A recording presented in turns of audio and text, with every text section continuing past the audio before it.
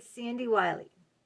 Welcome to my mental health channel where I talk about my mental health, my diagnosis as borderline personality disorder. I talk about other personality disorders, other mental health issues. I try to wipe away the stigma surrounding mental health. If you're new here, welcome. If you like the video, give it a thumbs up and subscribe. It's free.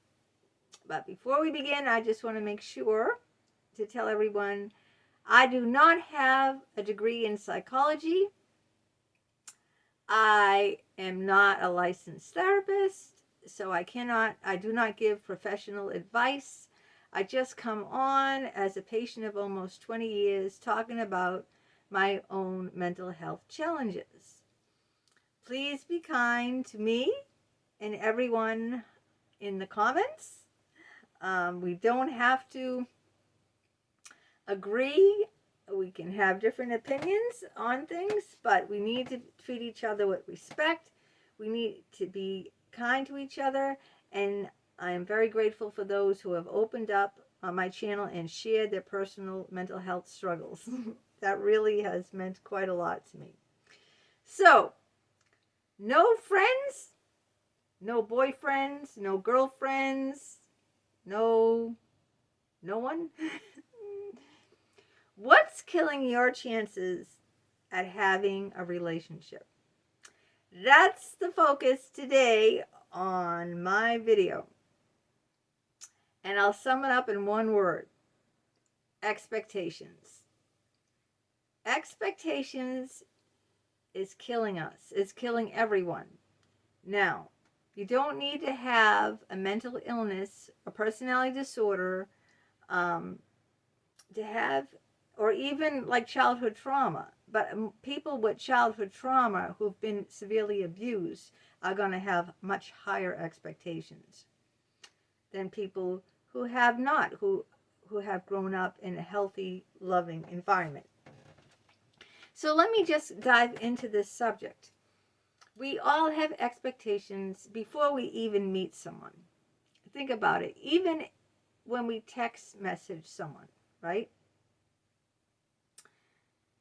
Do they return our message right away? If not, then they're not interested. I mean, we all have these insecurities. Like if someone doesn't text us right back, they must not be interested in us. It could be 1,000 other things, right? It could be they're very busy, they're working, there's a family crisis. It might have nothing to do with us, but we do have that expectation. Even text messaging someone. When do they reply? If they don't reply in an hour, what if they don't reply till the next day? See? And the wheels, the gears in our head are going around and round, and unfortunately, then we relay that on the person, and it has nothing to do with the person. It really has to do more with our own insecurities. Like, I've never gone on Tinder, but my son has gone on Tinder. And what is Tinder all about, really? I know they try to match people who have things in common. But what are we? Left swipe if you're interested, or is it the other way around? Right swipe if you're not? I don't know what the thing is, right? But we're looking at a picture of a person, you know? Like, you could be looking at a picture of me and saying, just based on a picture, you're saying, is that someone I want to be with? And, pictures are very deceiving, I'd rather get to know the person and not just base it on a picture. But I have to tell you a funny thing about my ex-best friend, Holly. Actually, two funny things. She saw a picture of a guy on the internet. He gave her a picture of himself, and they were trying to hook up for a date. Now, in the background, like, everyone notices all these computer books in the background. I might have a picture out on the internet with all these computer books and history books, computer books, C++, Python, programming, and someone who sees that picture might think, wow, this woman is sharp. She's wicked intelligent. This woman probably has a master's degree. Look at all these books, programming books, Python, C++, you know, this woman is smart. But guess what? I don't even have a bachelor's degree. And these books, these are all my husband's books. So if people were looking at a snapshot of me right now, they would think this woman is extremely intelligent. But see, so their expectation when they met me would be maybe there's a doctor or something. Their expectation would be this woman has, high education. This woman is very intellectual. I'm not intellectual. I don't have a high education. But because they saw the picture of me right here with all these books, their expectation is intellectual woman, high education. We're going to have very, stimulating conversation. So it's misguided.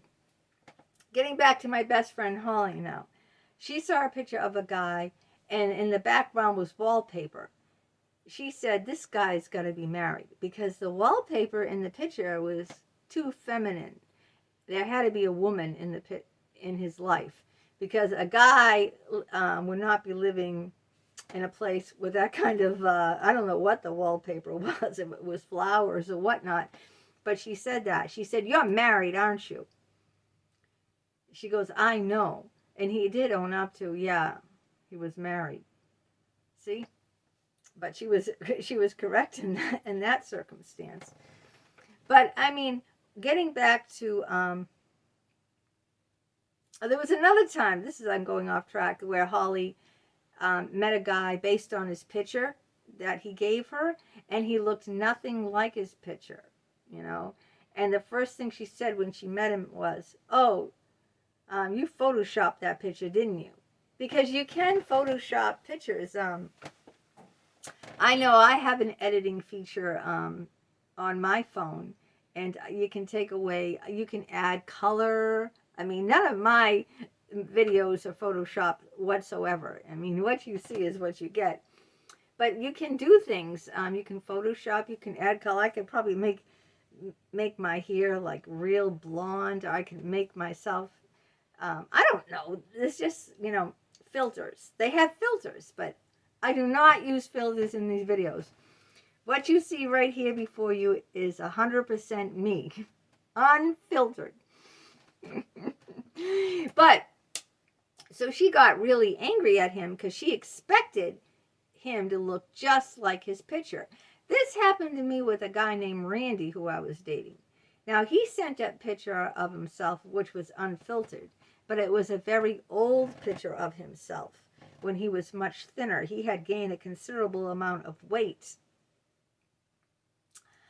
since then. So he sent me an old picture, and I was attracted to the picture. The first person I thought in my mind was Richard Benjamin. You probably, a lot of you, unless you're as old as me, I'm 58, might not know Richard Benjamin. He was in the movie Goodbye Columbus and a lot of other movies too, but that's my favorite movie that he was in with Ally McGraw. So he reminded, and I had a crush on Richard Benjamin back then, and then he looked like Richard Benjamin. He was thin, Richard Benjamin, and dark hair, and that's the type I liked, tall, dark, and handsome. And when I met him, he was like almost 300 pounds. I'm going, what? It wasn't Photoshop, because this was a while ago before they even had Photoshop. What happened was, this is an old picture he sent me. So I had expectations that he was going to look like the picture, and he didn't. A lot of people do not look like their picture.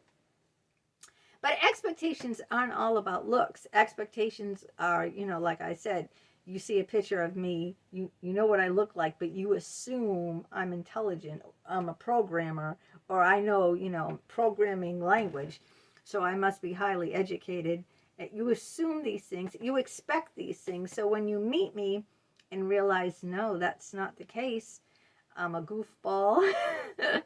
You see someone different, and it's like, I'm not all, I might be showy, like outwardly, but I'm kind of quiet in person. So if you expect me to be this bubbly, character that you see on the YouTube, oh, she does karaoke in her bra and panties, which is true. I have. Check it out. I have all my bra and panty karaoke videos where I'm dancing and singing karaoke.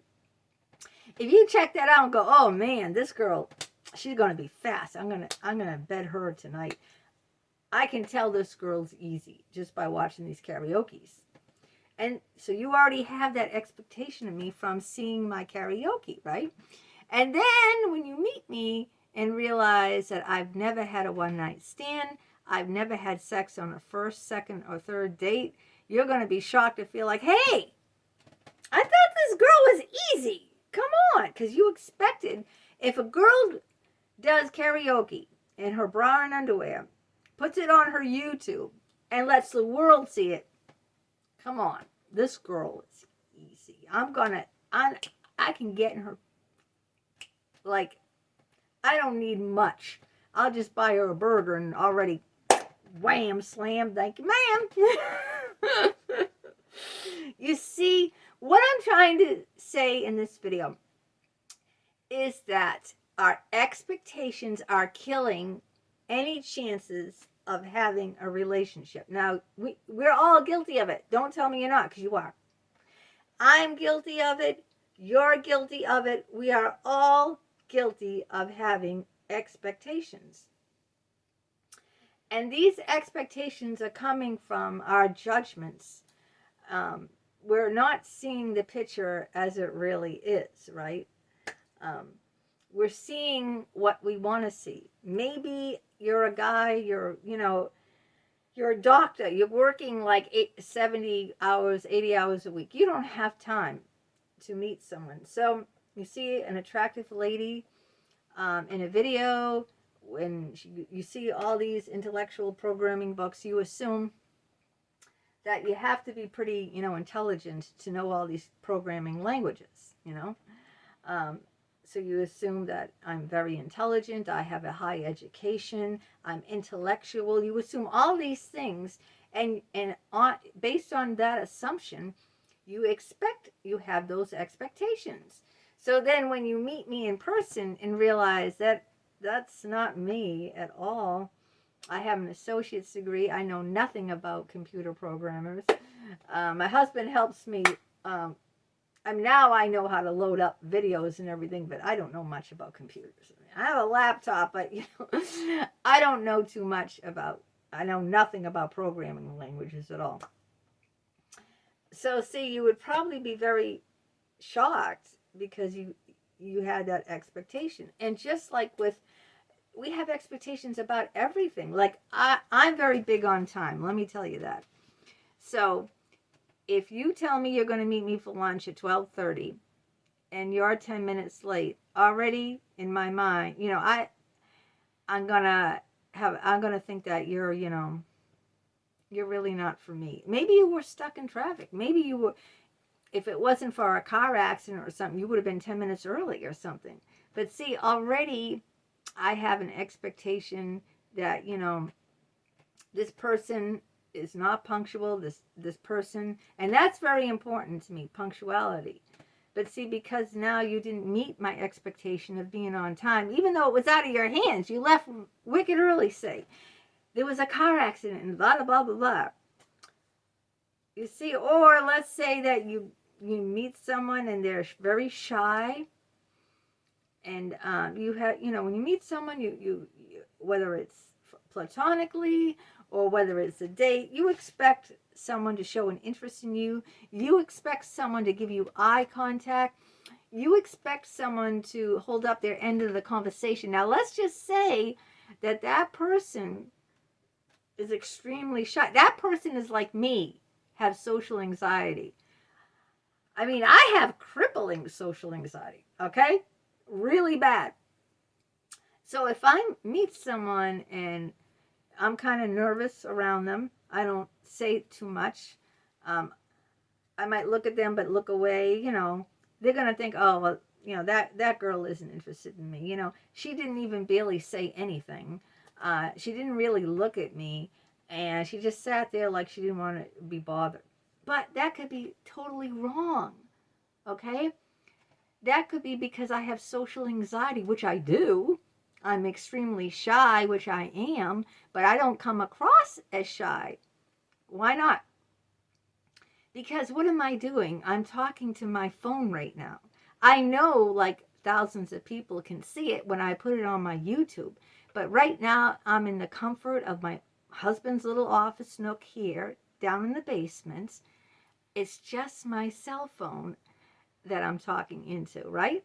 Now, do you think I would have this much confidence if it was a big auditorium with thousands and thousands of people and I'm up on the podium? I don't think so. Do you think I would be, I'm here in my own basement, in my husband's own little office nook right here. Yeah. Talking into my cell phones. There's a big, big difference. But this is what I'm saying about how expectations can kill relationships. If you're expecting someone to respond to a text in a certain amount of time, if you're expecting someone to behave in a certain manner, there's like a gazillion things. People are happiest. Let me tell you the key to happiness in a relationship. The key to happiness in a relationship is to have no expectations. Now you're going to say, come on, everyone expects something. But those are the people are the happiest when they don't. They can never be disappointed. Think about it. If you don't have any expectations, you're not going to be disappointed because you don't have any preset notion in your head. Like with a text. I text you. Whenever you get back to me, you get back to me. If you don't get back to me, oh well, who cares? No expectations. But say I did have a preset, concept of when you should get back to me. I expected anyone who cares about me should get back to me, like, let's say, within 20 minutes, a half an hour, an hour's gone by. That person hasn't responded. 2 hours. Now, a day's gone by. You see what I'm saying? I would say that, forget that person, I don't know what that person was doing. They could have been sick all day with COVID, or I don't know. Expectations. Don't have expectations. Expectations is what kills relationships. If you don't have any friends, now I know I've been very hurt, okay? I've been badly wounded. So my expectations are very, very high now. And I don't think it's wrong to, but I think sometimes I set the bar so high that I might kill off any foreseeable person. It's true. You can set the bar so high. Like I said, the people who have like the most friends, I think, are the people who don't have the expectations. If you have like very like over the top expectations, you're actually killing your chances of having any kind of friendship, because you can say, well, I expect this, I expect that, let's just say a woman like me on a date, I expect the man to pay. Nowadays, it doesn't necessarily go like that.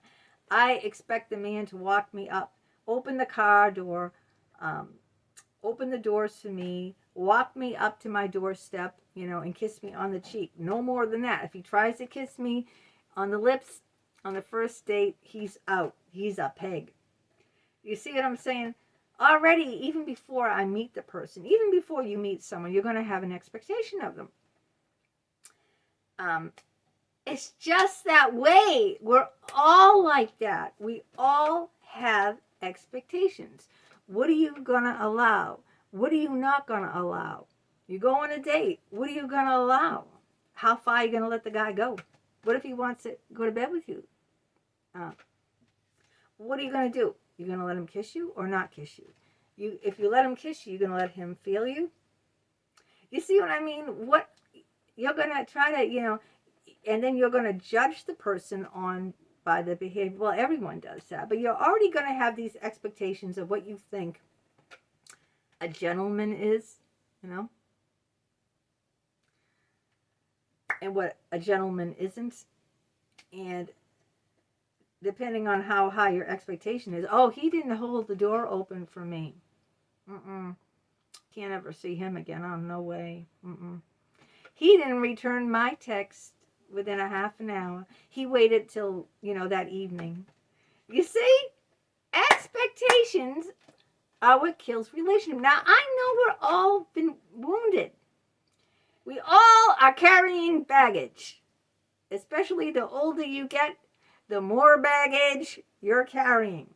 So you walk into a relationship with all this heavy baggage.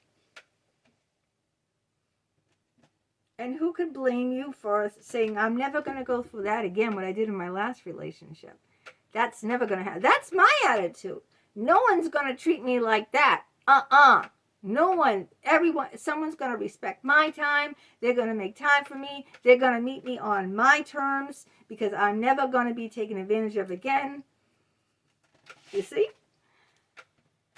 And coming from a place, with all my baggage, and then that person, they're going to have all their baggage. So now we have two people meeting with all this luggage. Never going to get past security, baby. Not with all that baggage. So what you got to do is you got to set it aside and say, okay, I'm just going to meet this person. I'm not going to bring my past 20 years. I'm not going to bring my luggage with me. I'm going to go, free, hands free, and just meet up. I'm not going to expect anything, and just go with the flow kind of thing. But it's still very hard. I mean, people are judgmental. They expect, if I'm meeting you for lunch, I expect you to look presentable. I don't expect you to wear your pajama bottoms if you're meet for lunch, or baggy sweats, you see? Because, I look respectable. And, I don't know. If you're going to dress like a slob that just rolled out of bed, that didn't even take a shower, yeah, not really my type. So, but that's why I'm probably don't have friends, because my expectations are extremely high. And in some parts, because of my past baggage, it's good. I'm protecting myself, making sure I don't get hurt. But on the other hand, maybe I could have a little bit more balance and not have such expectations, so that, I'd be more open to friendships. But I'm not there. I don't know if I don't think I'll ever be there. But, I'm just coming on here, giving you my opinions, which are not professional. I'm not giving you, I'm just giving you my personal, thoughts. It doesn't mean that I'm right and you're wrong or anything. But maybe that if I didn't have these high expectations, then maybe I would have I'd have some friends, but it's very hard coming from a place that I've been, like a doormat for friends. I say I'm never going to go there again. I'd rather be alone. So that's where I am now. Let me know where you are and what you think about expectations, and if that, in my eyes, having them kills relationships if they're too high. Okay, let me set the record straight. If they're way too high, it can kill any chance of a relationship forming. It's up to you. You know, I'm not telling you what is right. You're going to do what's right for yourself. I'm not saying what's right or wrong. I'm just saying if I lowered the bar a little bit on the expectations, and maybe I'd be more open to having people in my life. That's how I see it. But I don't know if that's ever going to happen with me. I don't know about you. And we also have all this past of trauma that we're carrying with us.